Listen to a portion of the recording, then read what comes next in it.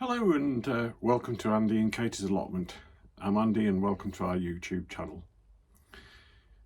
This is the first video that I've done this year, 2025. So for anybody that hasn't seen my channel before or our channel before, then can I wish you a belated Happy New Year and welcome to our YouTube channel.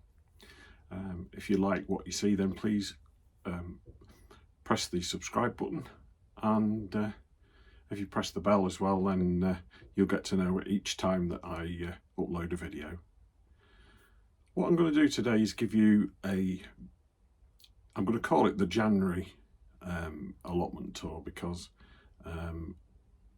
today is the 1st of February in actual fact, but I'm going to be doing a lot of other things in February that I'm going to do probably more than one video about. Starting of the sowing, and you know, purchasing seeds, chitting potatoes, all of those sort of things that are things that need to be done in February. So even though, as I say, it's a bit of a cheat in the fact that today is the 1st of February, I'm just going to give you a very quick tour, because it's not there's not that much to show, but I wanted to do one each month, as I have been doing. So without further ado, let's move out into the allotment. So as usual, I'll start with the compost. This morning I've turned all the compost there on the left from the blue bay on the right, just to try and get some movement going into the composting process. This time of year, you're a lot less reliant on heat, and it takes a lot longer. So, as I say, I did a bit of a turning of the compost this morning, and I'll start to build a new heap in the blue bay there on the right, and then hopefully when that bay is getting quite full, I'll turn it into that bay, and then when that bay's full, turn it into the 3rd bay, and then hopefully by the time that I've filled that one, all the compost will be ready to be used sort of late summer into the autumn and early winter. Anyway, that's the plan. So let's move on. Something I have been doing and made a little bit of progress on is the greenhouse. I call it a greenhouse, it's just a shell really. But what you can see there is, on one of my previous videos I did show you that I'd made a coal frame.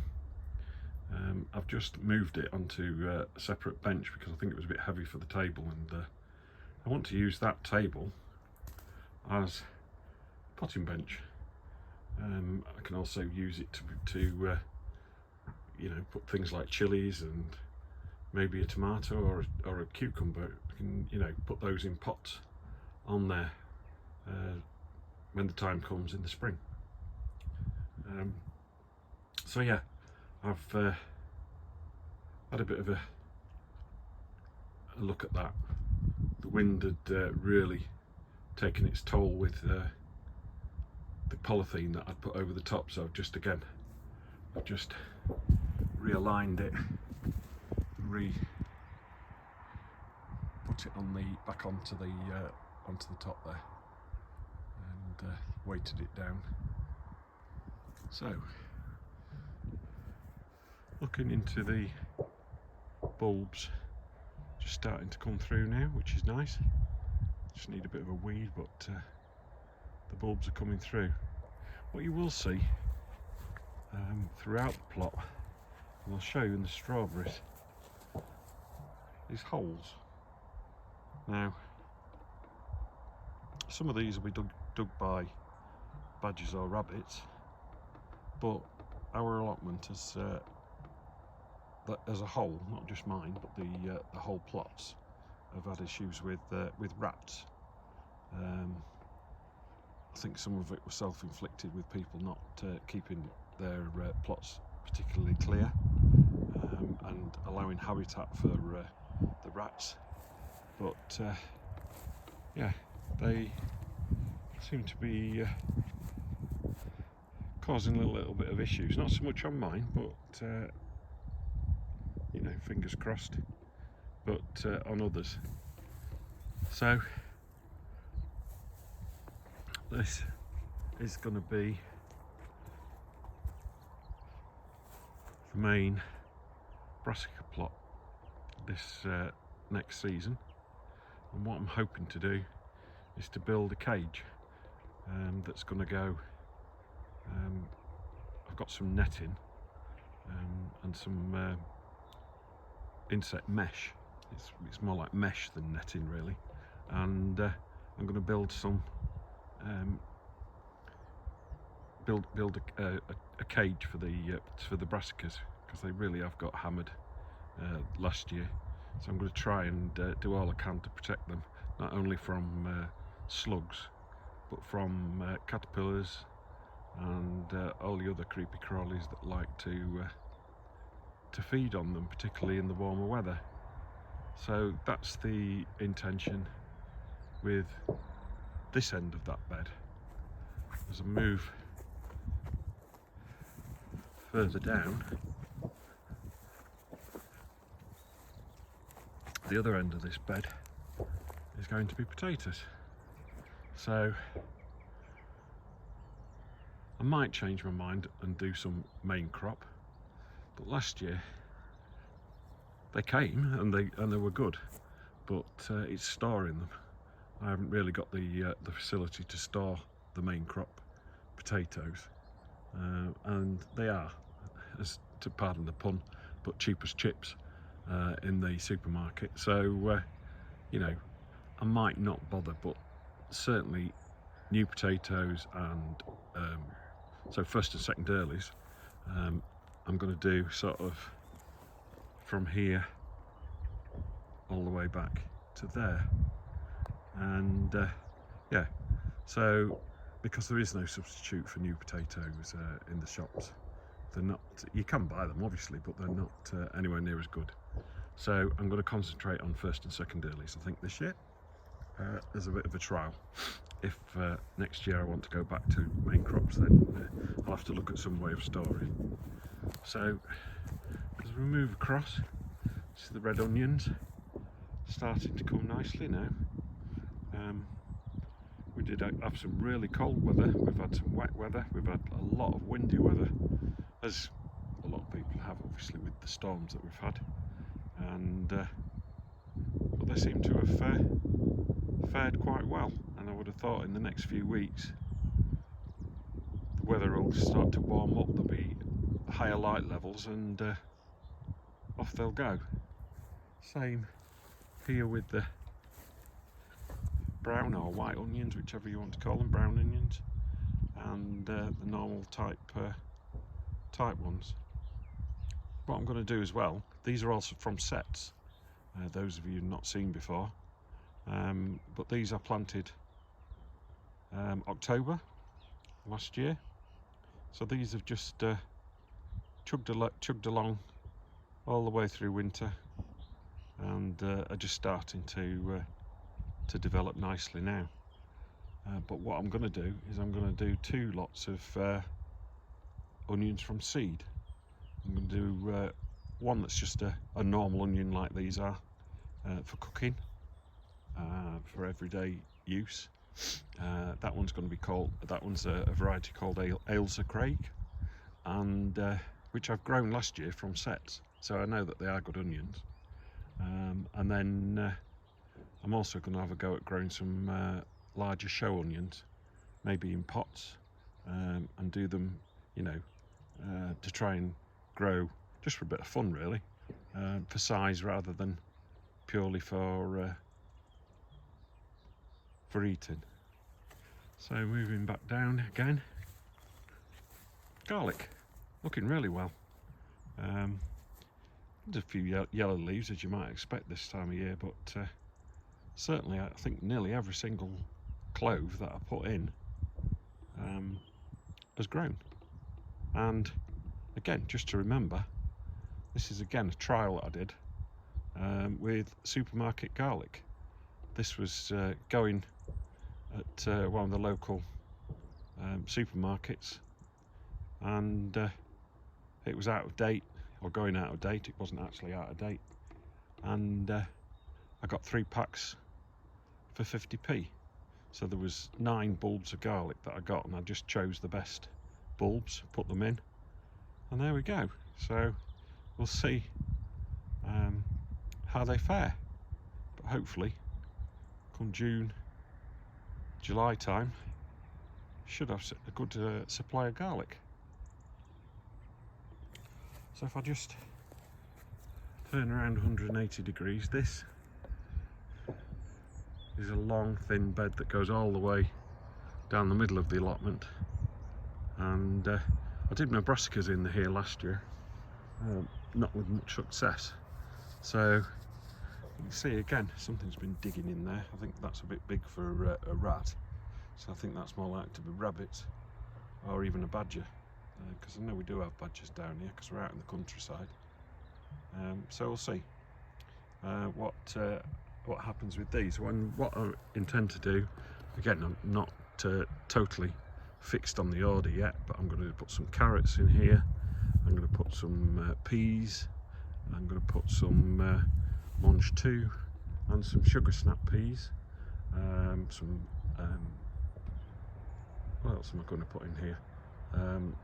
Turnips. I think I'm going to put turnips in here, and probably some of the onions that I'm going to grow from seed, although they might go in the bed just behind there with the brassicas, because I've got that bit at the end there, opposite the compost heap, that looks as if that might be a good place for onions. So yeah, so it's all looking a bit bare, but as I say, it's all getting ready for when we start doing some planting. This needs some real attention. As you can see, this is the disadvantage of not having sides to your beds, because as you can see, that was rectangular like that, well, nearly rectangular, but as you can see at the other end, it's nearly a triangle now, because it's the grass from each side has encroached, and I need to dig it all out again. But that this is going to be a herb bed. So I've got some onions in here that I had some spare sets, so I just put them in. So what I'm going to do is, the sets that haven't come up in the red and white and red and brown onion beds, I'm just going to fill in the gaps with these ones, and then dig the bed over and plant some herbs. So that's where we are with that one.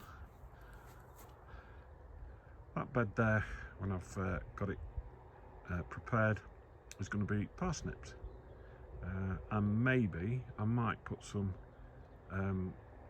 celeriac in there, because both of those are full season crops. So everything else, more or less, is a half season crop. So you know, you plant it in the spring and it will harvest in the summer, or you plant it in the summer and it will harvest in the autumn.